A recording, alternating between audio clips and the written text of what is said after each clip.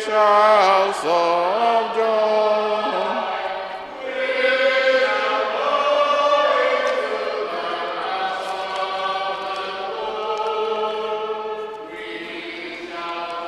Up into God's house, shouts of joy. To the house of the Lord. N'aha Nna na Nwa na Mmụọ Nsọ.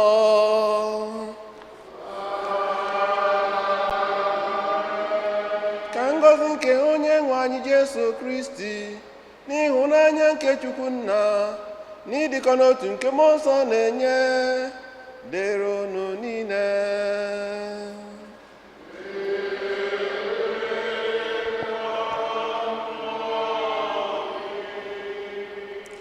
Ụmụnne nna Kristi oto dị Jesu, tata bụ ụka nke 18 n'oge na-adabaghị n'emume ọbụla n'afọ nke 3 nke ụka. Tata ụka na-eche anyị n'iru mkpa ọ dị ịtụkwasị uche na mmụọ anyị n'ebe Chineke nọ na n'ihe nke eluigwe karịa ihe nke ụwa, maka na ihe niile bụ ihe efu.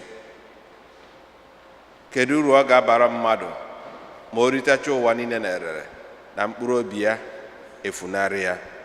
Anyị na-ayọ Chukwu ka o nyere anyị aka ka o wepụ uche anyị na mmụọ anyị n'ịdabere n'ihe nke ụwa, wee ya kachi anyị, kama ka mmụọ anyị na obi anyị niile dị n'ihe nke eluigwe. Today we welcome also our brother, Father Joy, who is here for appeal and support for church in India.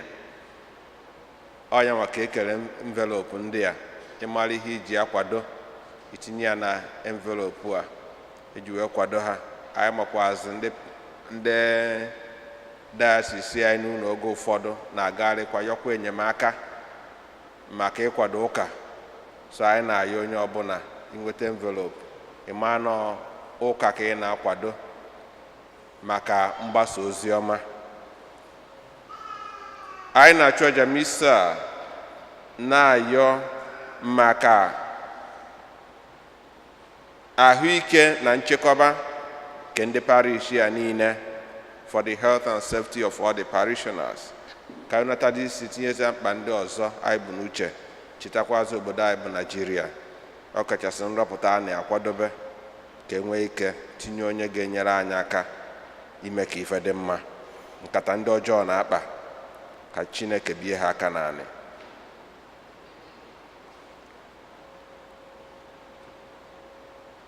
Ụmụnna, ka akwado onwe anyị ka ọ maka nnukwu eme nke Eucharistia site n'ikwupụta njọ anyị.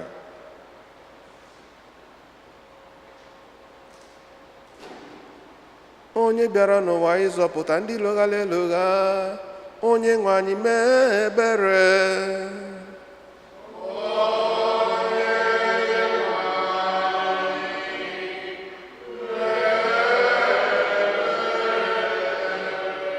Onye bịara n'ụwa ịtọghata ndị ome njọ, Kristi mee ebere.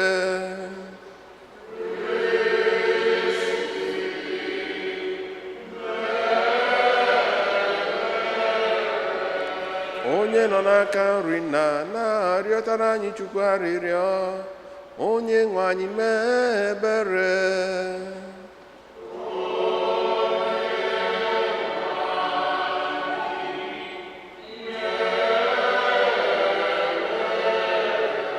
Ka Chineke jike niile mere anyị ebere, gbaghara anyị njọ anyị, duru anyị na ndụ ebe ebe.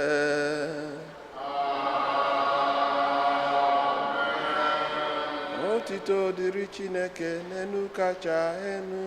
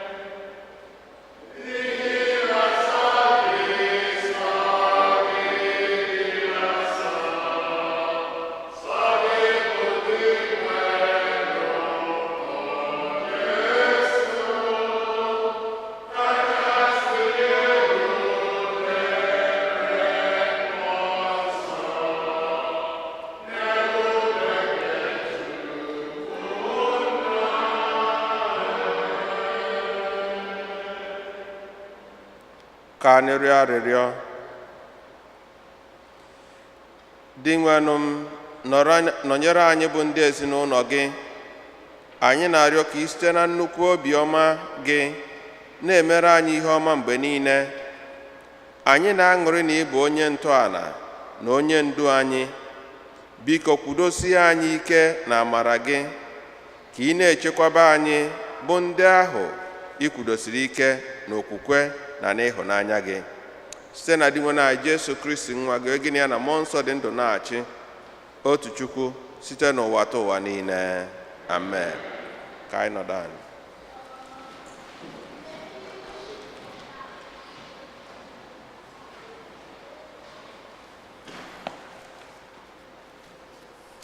A reading from the book of Ecclesiastes.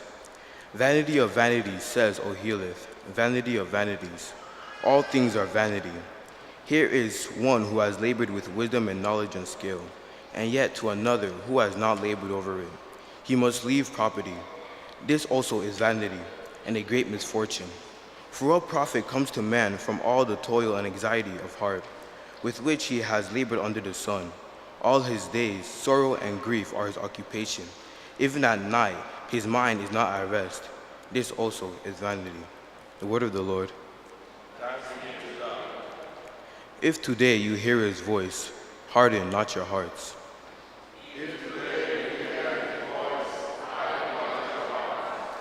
You turn man back to dust, saying, you turn the old children of men.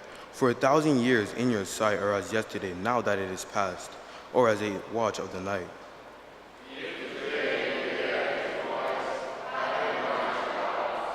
You make an end of them in their sleep. The next morning they are like changing grass, which at dawn springs up anew, but by evening wilts and fades.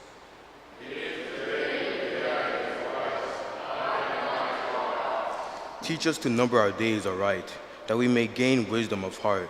Return, O Lord. How long? Have pity on your servants.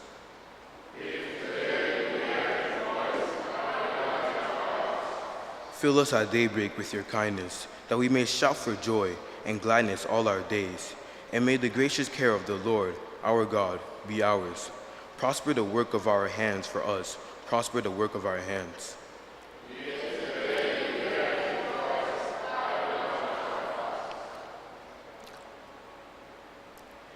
A reading from the letter of St. Paul to the Colossians. Brothers and sisters, if you were raised with Christ, seek what is above, where Christ is seated at the right hand of God. Think of what is above, not of what is on earth. For you have died, and your life is hidden with Christ in God. When Christ, your life appears, then you too will appear with him in glory. Put to death the parts of you that are earthly: immortality, impurity, passion, evil, desire, and the greed that is idolatry. Stop lying to one another, since you have taken off the old self with its practices, and have put on the new self, which is being renewed for knowledge. The image of its creator. Here there is not Greek and Jew, circumcision and uncircumcision, barbarian, Scythian, slave and free, but Christ is all and in all. The word of the Lord.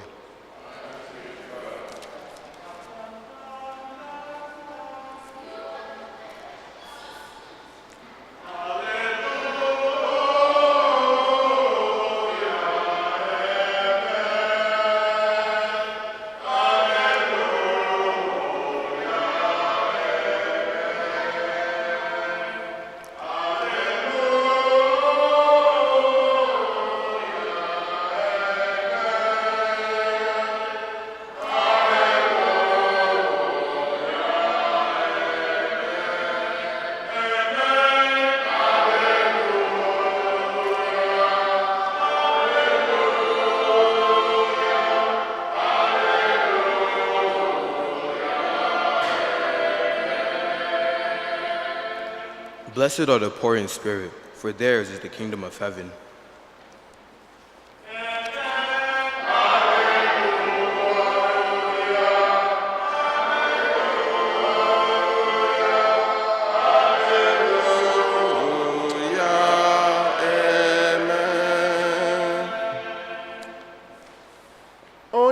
anyị nọnyere unu.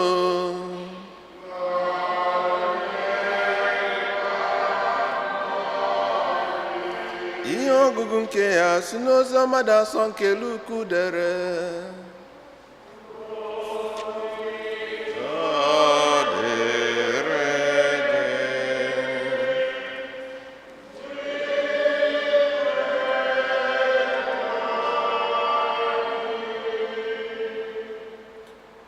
Otu onye n'ime igwe mmadụ ahụ gwara Jesu sị, onye nkụzi, gwa nwanne m nwoke ka o kenye m oke ruru m n'ihe nna anyị hapụrụ anyị wee laa mmụọ. Ma Jesu sịrị ya, nwoke m, onye nyere m ike ikpebi ma ọ bụ ikere gị na nwanne gị nwoke akụ na ụba dị n'obi nna gị? Jesu wee gwa igwe mmadụ ahụ sị, kpachara n'anya, zerekwa na inwe anya ukwu n'ụdị ọbụla, n'ihi na akụ na ụba mmadụ anaghị egbochiri mmadụ ọnwụ. Jesu wee tụọrọ ha ilu sị, ala ubi otu ọgaranya mere nnọọ ezi mkpụrụ. Obi ọbịa chebe n'obi ya sị, gịnị ka m ga-eme, n'ihi na ọba m nwere agaghị abacha ihe dum mere n'ubi m. Ọgaranya ahụ wee kpebie sị, lee ihe m ga-eme, aga m akwatu ọba m ndị nke ochie, bịakwa wugharịa ndị nke ka ha ụba, ndị nke ka ha ibu. Ebe ahụ ka m ga-akpọkọta ọka m na ihe ọma niile m nwetara n'ubi. Mgbe ahụ ka m ga-asị onwe m, onye ụwa ọma, ị nweela akụ na ụba ga-ezuru gị ọtụtụ afọ na-abịa n'ihu. Kwụsị ịdọgbu onwe gị n'ọrụ, zuru ike, rie nri, ṅụkwa ihe ọṅụṅụ, mee ka obi tọọ gị ụtọ. Nchegbu ọbụla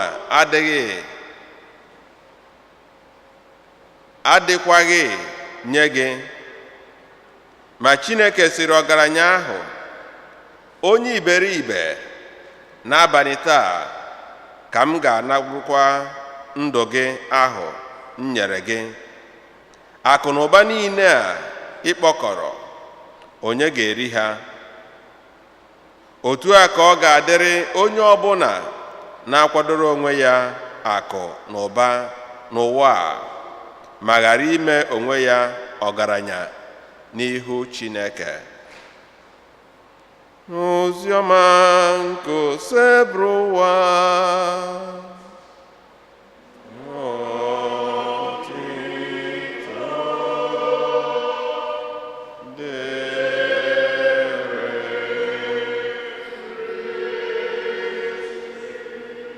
Ka anyị si n'oziọma nweta mgbaghara njọ anyị.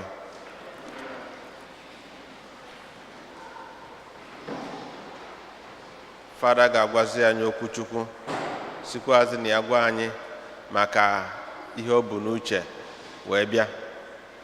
O nwezi ike na ngwụcha alacha m ya ọnụ, oto dị Jesu.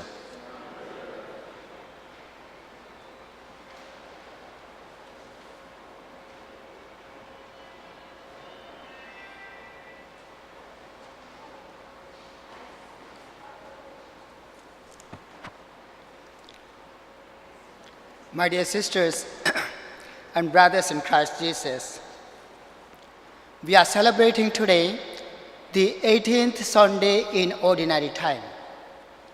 And the central theme today is about futility of things of the world. Futility.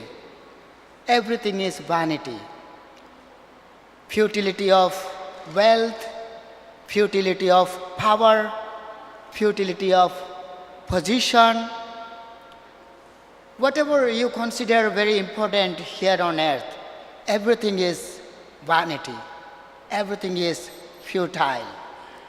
Nothing is permanent. Nothing is lasting forever. Everything is passing. Everything is like a shadow. Everything is temporary. Everything here on earth. So that is the point we are reflecting upon today. In the first reading, Kohelet is saying, vanity of vanities, all things are vanity. He's saying everything is hopelessness, everything is meaninglessness. Nothing is going to us eternal happiness. Nothing is, sorry, nothing is going to give us eternal joy.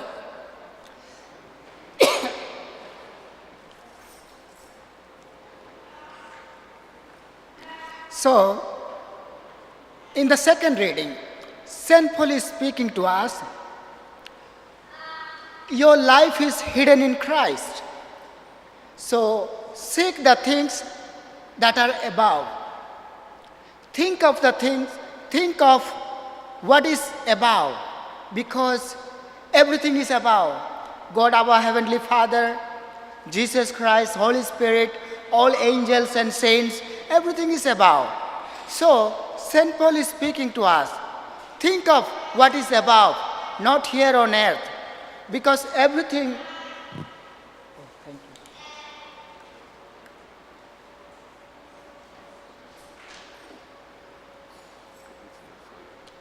Thank you so much. So, St. Paul is saying, your life is hidden in Christ. So think only of above, everything, and put to death immorality, impurity, evil desires, evil inclinations. Only seek Christ and His kingdom. And that will give us eternal happiness, eternal joy, and eternal gladness. Otherwise, nothing here on earth will give us happiness. Nothing will give us joy. The same way, in the gospel passage today, our Lord Jesus Christ is speaking to us the parable of the rich fool. He is rich fool because he is depending on his wealth, because he is depending on his richness. He thought for himself, it's enough if I have wealth. Nothing can destroy me. Nothing can harm me. If I have enough wealth, if I have enough money, and that alone is enough for me, he thought. He said, now rest, eat, drink, and be merry. So that is the rich fool's idea. But what happened? God told him, enough is enough. Tonight, your life is demanded of you. So, my dear sisters and brothers in Christ Jesus, Jesus is telling us today, if we have something else, we need to share with the poor people. We need to share if we have wealth, if we have money, if we have power, if we have position in our life, we must share with the poor people. Then only we will receive blessings from God. So today, in a special way, I am here for mission appeal. My name is Father Joy, and I am a Capuchin priest. You may be knowing so many Capuchin fathers. So I am a Capuchin priest. And I am from India. So I just came here. You know, there are so many poor people in India. There are so many poor people in India, and they are in need of food, they are in need of clothing, they are in need of money, education, everything. We are providing everything, schools, educations, food, everything, but then still they are in need of your help. So they are not strangers, they are not unknown people, they are our own Christian brothers and sisters. So they are in need of your prayerful support, they are in need of your financial support, whatever way you wanted to contribute for them. Today, they know that I am here, and they know that I will be asking you, not for me, but for those people. So whatever you contribute, remember that this is going to them directly. It is going to them for their education, it's going to them for their clothing, for their food, for their shelter.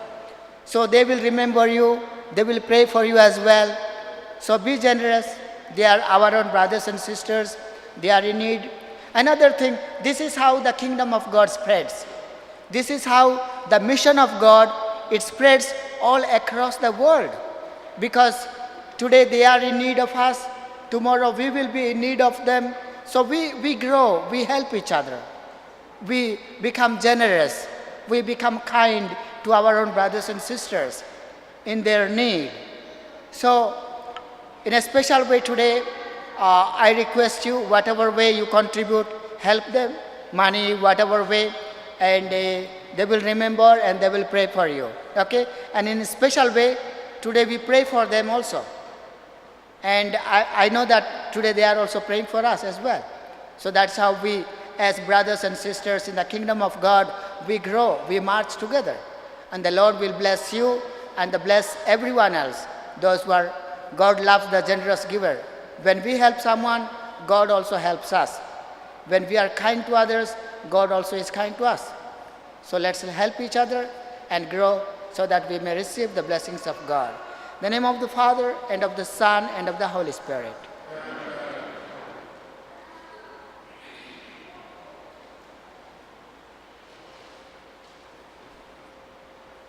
Keeping to my word, ịlachi ọnụ. Okwuchukwu ọ gwara anyị, we all understand English. Mana Jesus si to fulfill all righteousness. Emezuo iwu niile. Ife ọ na-agwa anyị bụ ka anyị ghara ịtụkwasị obi anyị na akụnụba nke ụwa, maka na ife nke ụwa na-eme gịnị, na-agafe agafe. Ụfọdụ na-eche n'ime anyị na ife nyere anyị ugwu ihe anyị bụ, that gives us value, is what we have: money, power, authority, position. Mana ife ndị a niile, fancha niile bụ gịnị? Ihe efu, ọ na-agafe agafe. First of all, na otu nsi anya, from creation, ife mere mmadụ wee pụta bụrụ mmadụ, bụ iche bụ na Chineke sị, let us create man in our own image and gịnị? Likeness. Ka anyị kee mmadụ n'oyiyi anyị, ọ ya mere mmadụ wee dị iche na gịnị? Anụmanụ ndị ọzọ. Iwepụ ụkpụrụ Chineke na mmadụ, mmadụ bụ gịnị? Aja na ntụ. Ọkụ ya? Otu afọ ka ọ dị, mmadụ daa, Jesu wee bịa wee nyechiga mmadụ ifo furu efu. So without God, we are nothing. And therefore, n'ihe ọbụla Chineke nyere anyị, abụrụ ife anyị ga-eji mee ọnụ ka anọ bụ ka anyị wee nyekwazịrị ndị ọzọ gịnị? Aka, to help other people.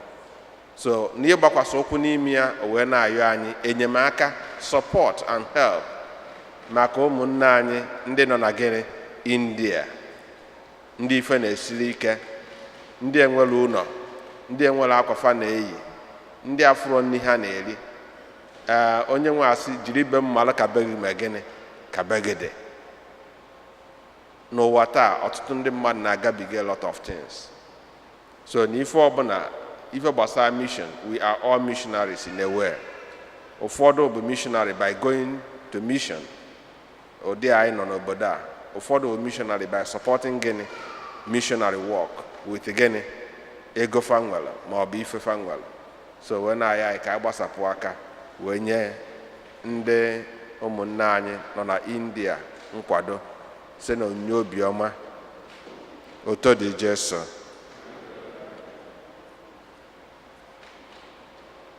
Ka anyị kwụrụ ọtọ kwupụta okwukwe anyị.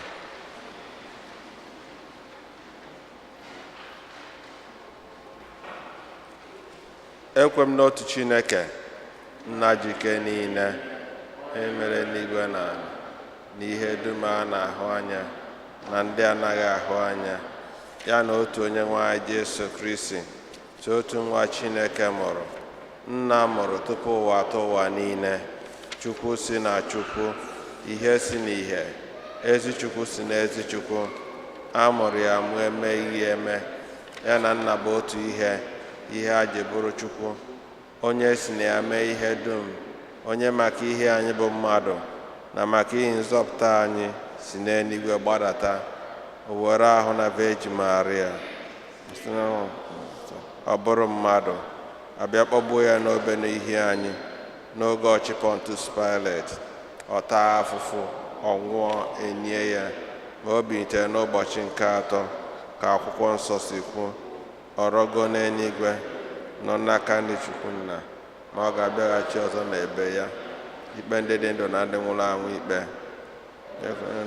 Nwere njedebe, ekwe na mmụọ nsọ, onye nwe anyị na-enye ndụ, onye si na nna na nwa pụta, onye a na-esekpuru na-etokọta ya na nna na nwa, onye si na ndị amụma kwuo okwu, ekwe n'otu nsọ katọlik na apọstọlik, ekwupụta m otu baptizim nke mgbaghara njọ, ana m atụ anya mbilite n'ọnwụ ndị nwụrụ anwụ.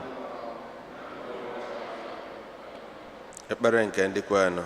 Ụmụnne nna Chineke, n'ịtụkwasị obi n'ebe Chineke nọ karịa ife nke ụwa, ka werezianụ ya bụ okwukwe nke o nyere anyị na nwa ya bụ Jesu Kristi, kpọkuo enyemaka ya na mkpa niile dị anyị n'obi, ka nke ahụ ka nke mkpụrụ obi.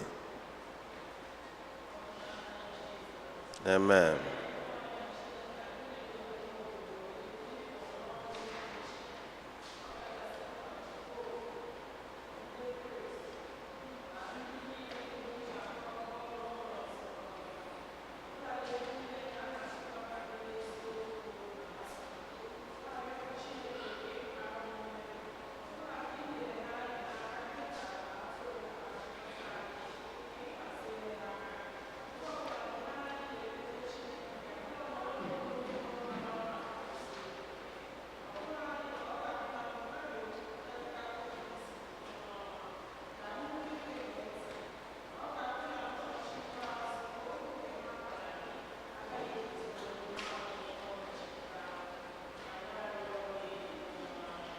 When I nụrụ arịrịọ anyị.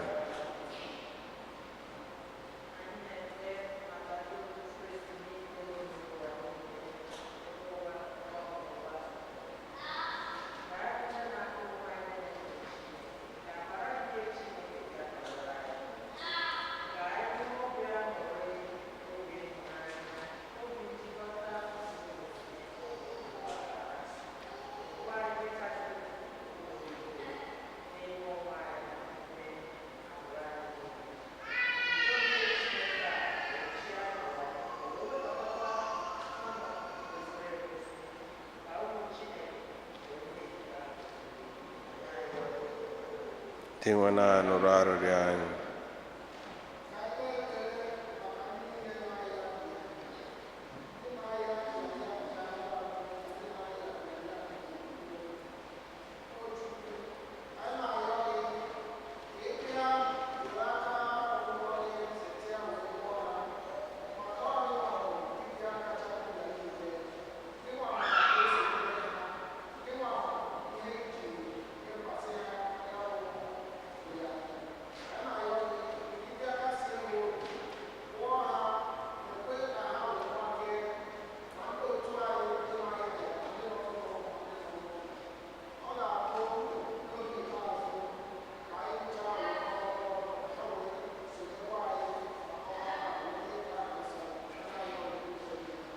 Dị nwe na nụrụ arịrịọ anyị. Ekpere ime obi. Cheta ụmụnna ndị rapụgoro ụwa a, ka Chineke nye ha ezumike ebe. Cheta ndị yọrọ ka anyị cheta ha n'ekpere, ndị ezinụlọ anyị, ikwu na ibe anyị, ụmụnna anyị dị na Naịjirịa.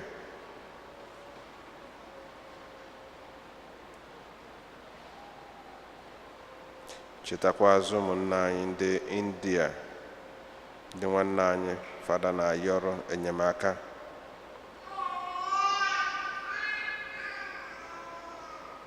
Na Jamisa ayọkwazịrị maka ahụike na nchekwaba nke ndị parish ya niile.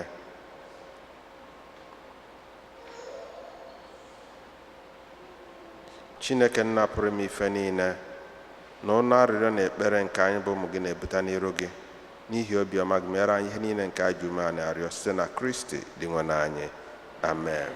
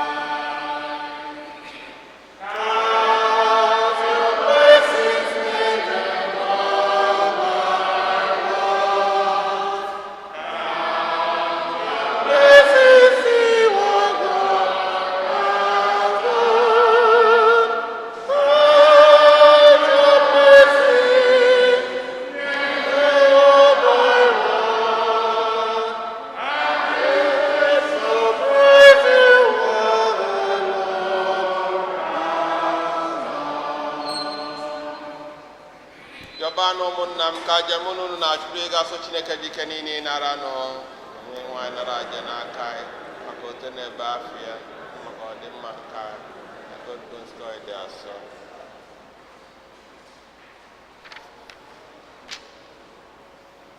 Dị nwanụ biko doo onyinye ndị a nsọ, were obiọma gị nara aja nke anyị ji obiọma ji mmụọ anyị niile na-ehunyere gị, mezukwara anyị onyinye nke a n'ime gị na ndụ ebighị ebi site na Kristi dị nwe anyị.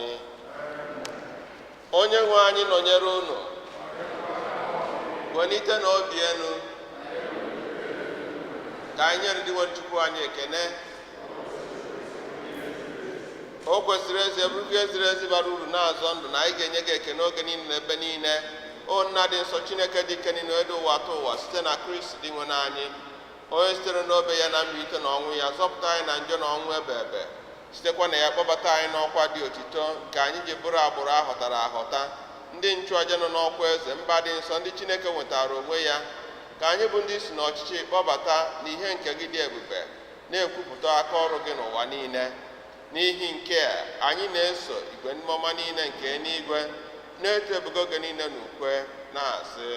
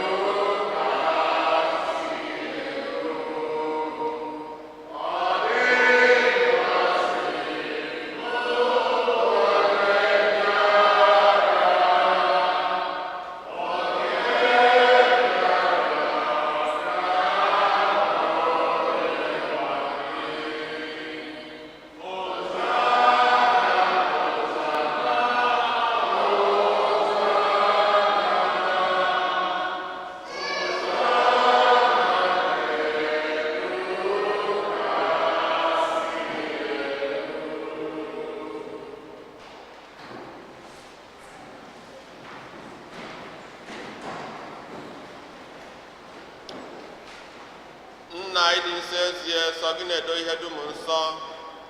Anyị na-arịọgide onye ndị a site n'ịkwasa ha mmụọ gị ka ha wee ghọrọ anyị ahụ na ọbara ka onye nwe anyị Jesu Kristi, onye bịara tupu edunye n'ọnwụ nke o jiri aka wee nara, were achịcha nye gị ekene na otito, nyawa ya nye ya ụmụazụ ya sị, nnaranụ nke a, rienụ ya unu niile, nke a bụ ahụ m nke a ga-eduru nye maka unu.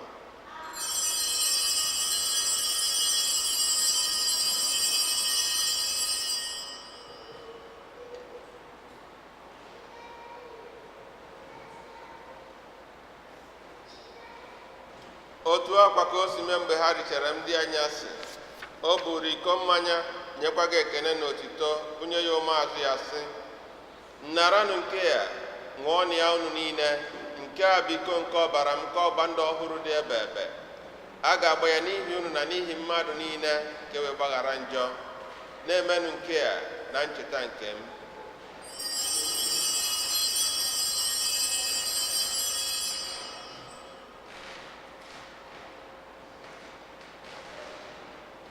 Ka anyị kwupụta n'ife omimi nke okwukwe anyị na-eme ugbu a. Anyị na-ekwupụta ọnwụ gị, na-egosikwa site n'ọnwụ gị, o Kristi, wee ruo mgbe ị ga-abịa ọzọ. Nna, na ncheta nke ọnwụ na mbilite n'ọnwụ nke nwa gị, anyị ebunye gị achịcha nke ndụ na iko nke nzọpụta. Anyị na-ekene gị n'ihi na ikwere ka anyị dị mma ikwu n'ihu gị na-efe gị. Anyị ji ume anyị arịọ ka anyị bịanata ahụ na ọbara Kristi bụrụ otu si na njikọ nke mmụọ nsọ. Nna, cheta nzukọ ị gasịrị ụwa niile, mee ka ịhụnanya gị jupụta ya. Gọzie popu anyị bụ Francis na bishọp anyị bụ Robert na ndị ofu ọta gị niile. Chetakwa ụmụnne anyị ndị ji okwe wee gaa n'ezumike nke ọnwụ. Kpọbata ha na ndị ọzọ niile nwụrụ anwụ n'ihe nke ebe gị. Biko meere anyị niile ebere. Ka anyị soro Virgin Maria dị ngọzi, nne nke Chukwu, Josef dị asọ bụ di ya, ndị apọstụl, Fortunata dị nsọ, ndị mere uche gị n'ụwa wee keta ndụ ebe ebe. Ka anyị sorokwa ha na-eto gị na-edoke ebe site na Jesu Kristi nwa gị. Ihe niile kere eke na-eso ya bụ Kristi, na-esikwa n'ime ya na n'aka ya, na ịdịkọ n'otu nke mmụọ nsọ, na-enye gị bụ Chukwu Nna ji ike niile, nsọpụrụ na otito niile, site n'ụwa atọ ụwa niile.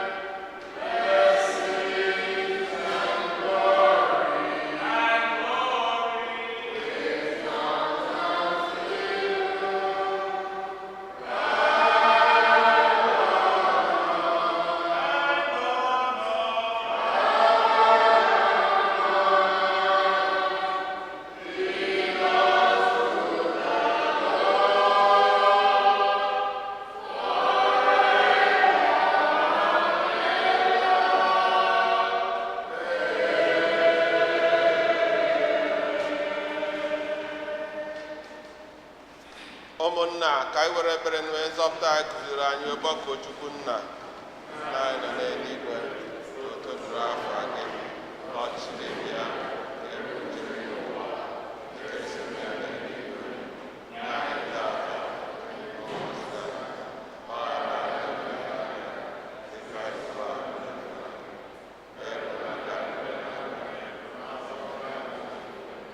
zọpụta anyị na-arịọ gị, o Osebụ na-ajụ ihe niile.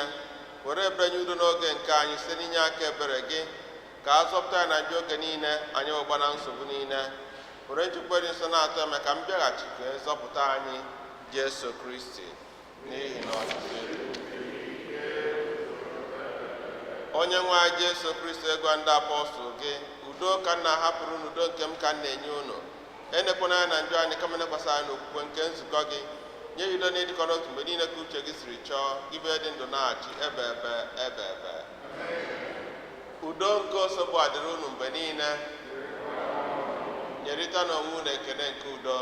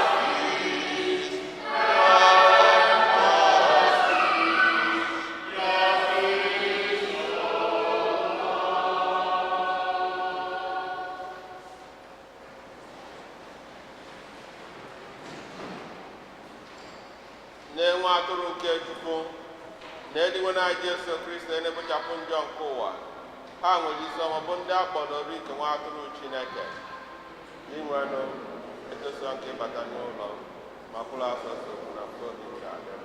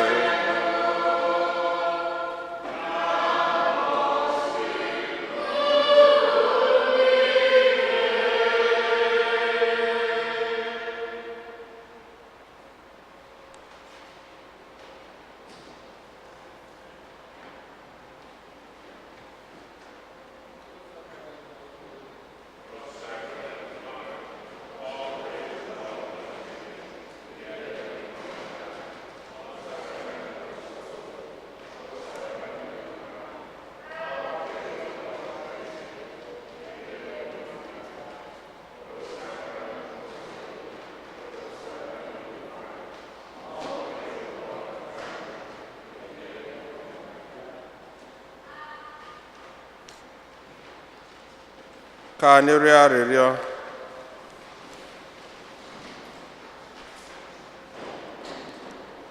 Onye nwe anyị, iwere n'onyinye gị nke si n'eluigwe zụọ anyị, ike ịzụ anyị anaghị agwụ gị. Anyị na-arịọ gị ka ị nọnyere anyị oge niile.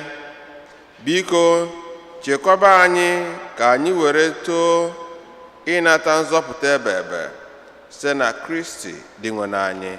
Amen. Ka anyị nọdụ anyị. Anyị chetakwa envelopu e nyere anyị maka iji wee kwado fada na ndị India ọ bịara ya ayịyọ maka ndị bịa late. So ịgbasapụ aka n'itinye ihe onyinye gị n'ime envelopu nke ekara. Otuto dịrị Jesu. Otuto dịrị Jesu. First off, let me thank Father George from India. Father George, you all remember Saint Mother Teresa of Calcutta. Is the same country as Father George from India. And you all remember how Mother Teresa used to help people from all countries, not only India, even though she started in India. She helped people, even here in America, Mother Teresa was helping people, poor. She lived all her life helping the poor.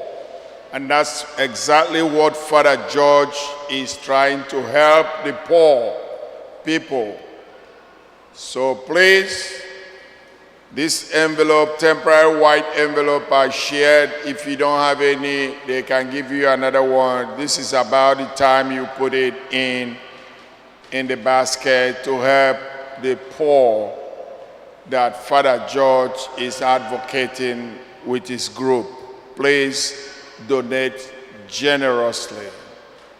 Choir.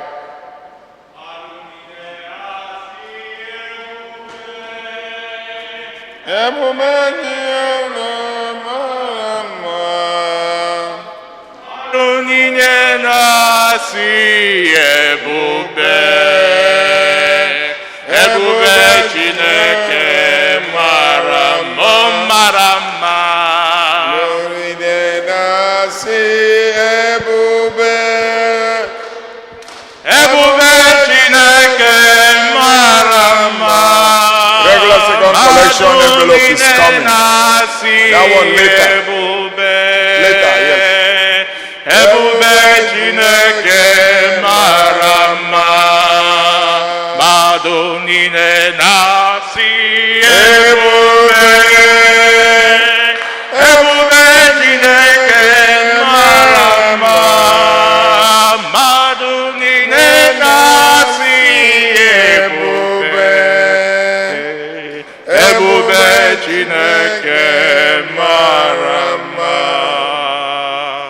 Alright, put that one in the bag and then come for normal second collection, which is to help defray the parish expenses.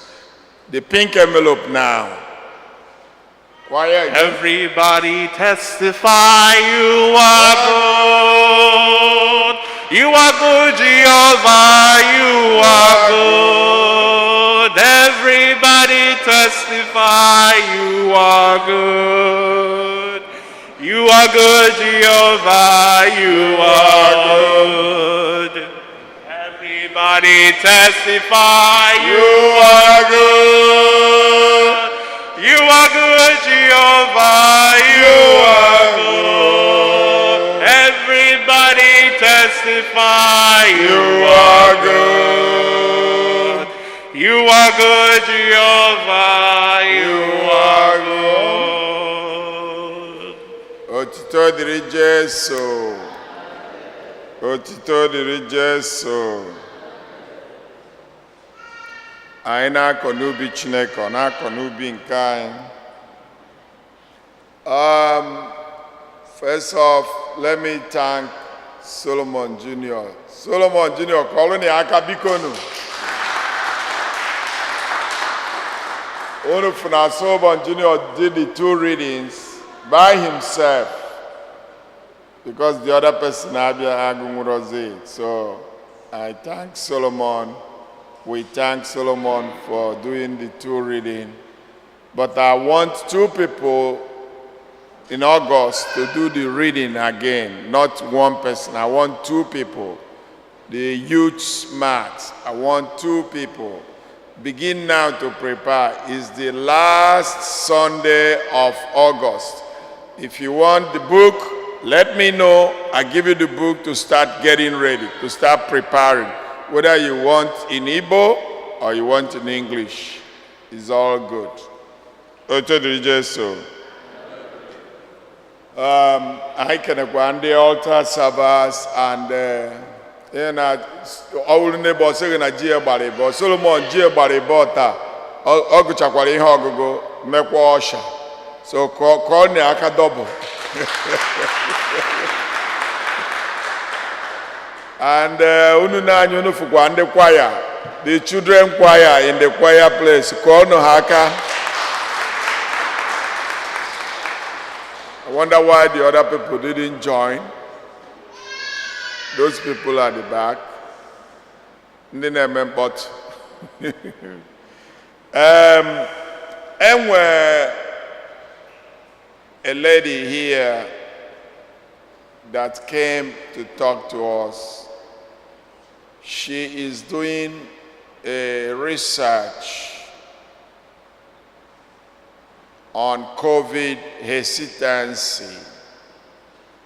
COVID hesitancy. COVID, why COVID adejaga anana, or maybe when she comes, she will tell us she will need some volunteers to help her do the research. Please come forward.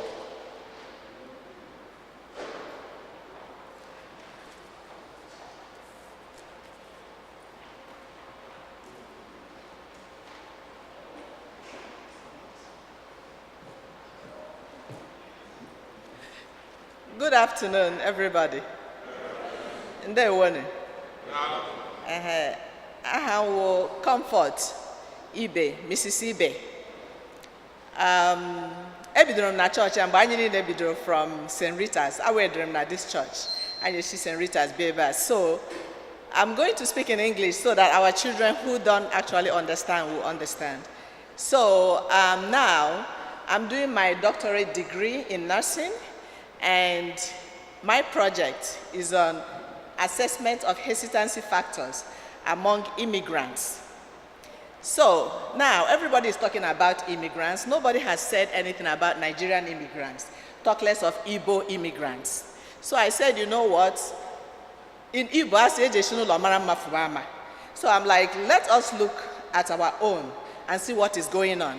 So in order not to waste your time, maybe next Sunday or a few copies of the survey this Sunday, what I'm trying to find out is what is the hesitancy factors, because most of us, including me, I've been a nurse forever, okay?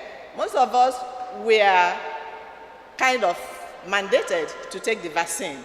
So we want to find out what was the reason. And I know you'll be wondering, if we find out that reason, what are you going to do with it?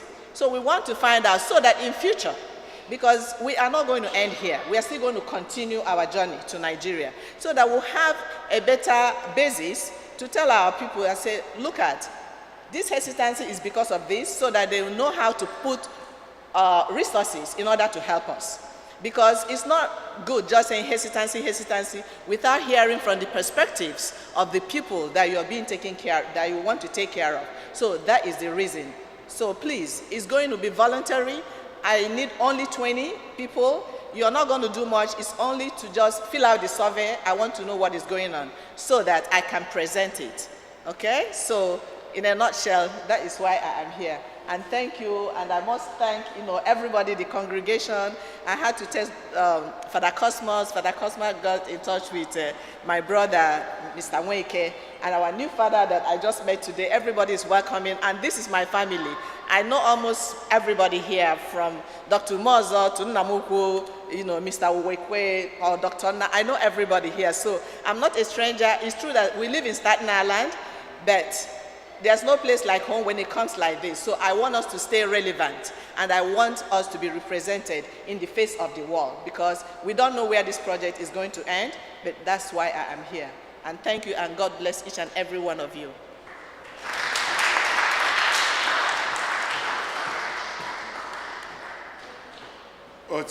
Jesu.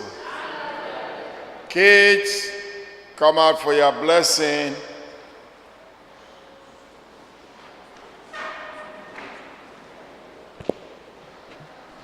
Why? Somebody sing for Chikadibe and Co.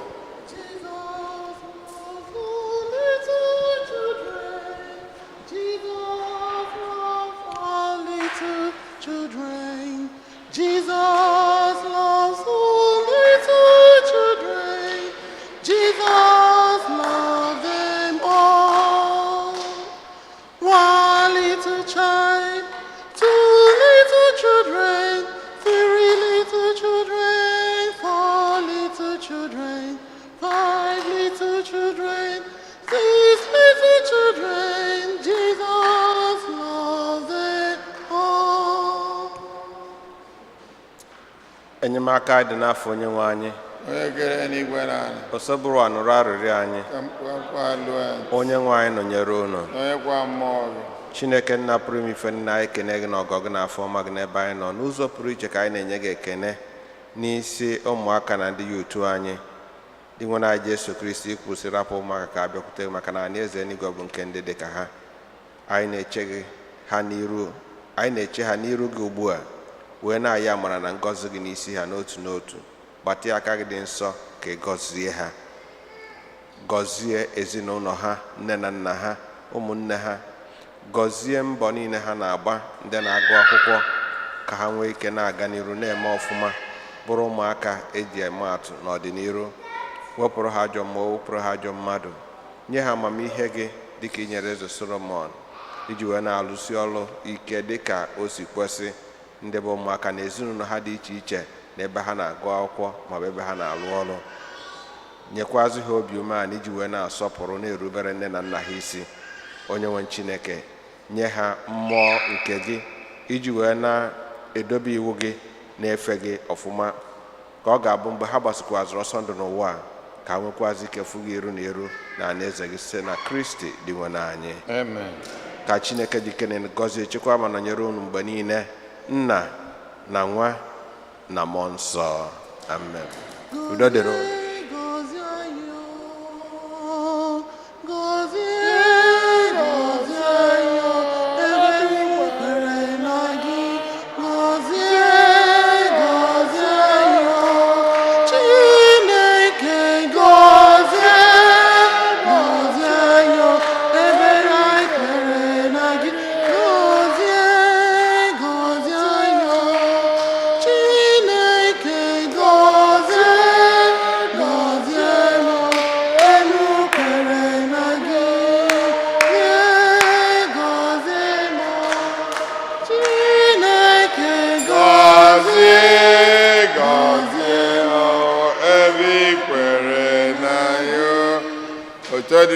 So, any birthdays?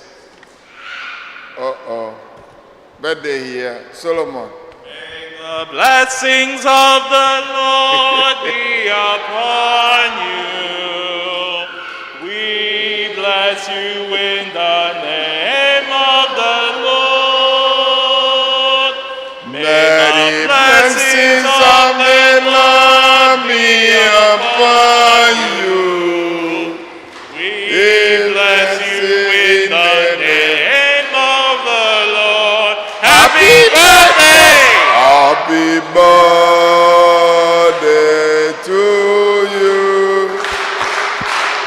Happy birthday.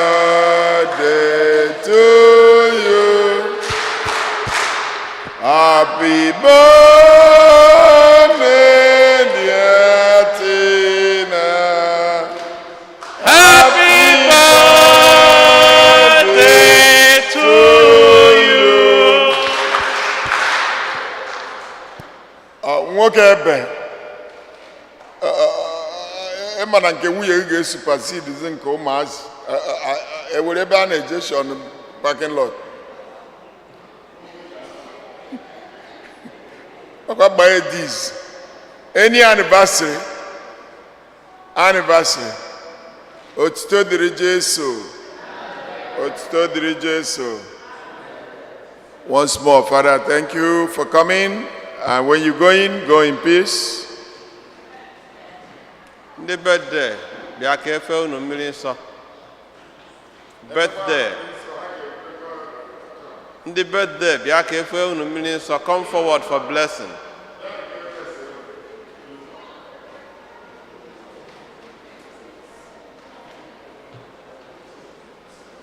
Onye gbara afọ n'ọba amala na ngọzi Chineke.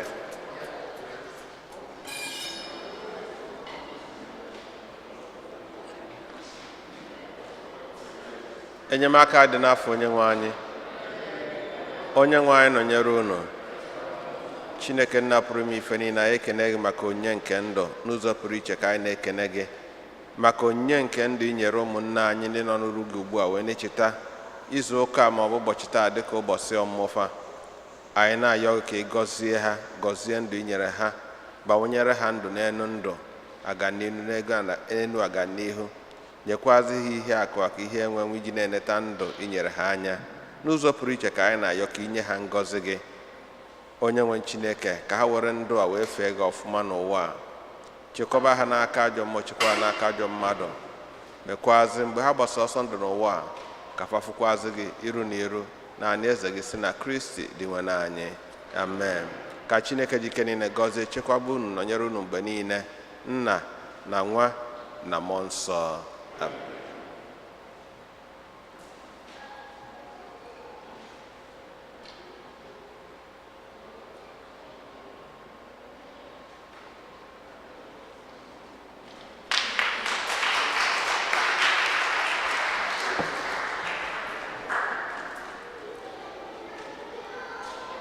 Ọtọ dị Jesu, anyị ekene anyị niile maka ịrụ onwe anyị ụka wee bịa ụka n'ụbọchị tata, wee na-ayọ ka Chineke gọzie unu, gọzie aja unu chụrụ wee nọrọ ebe a, wee na-ayọ ka izu ụka mịtara anyị ihe ọma.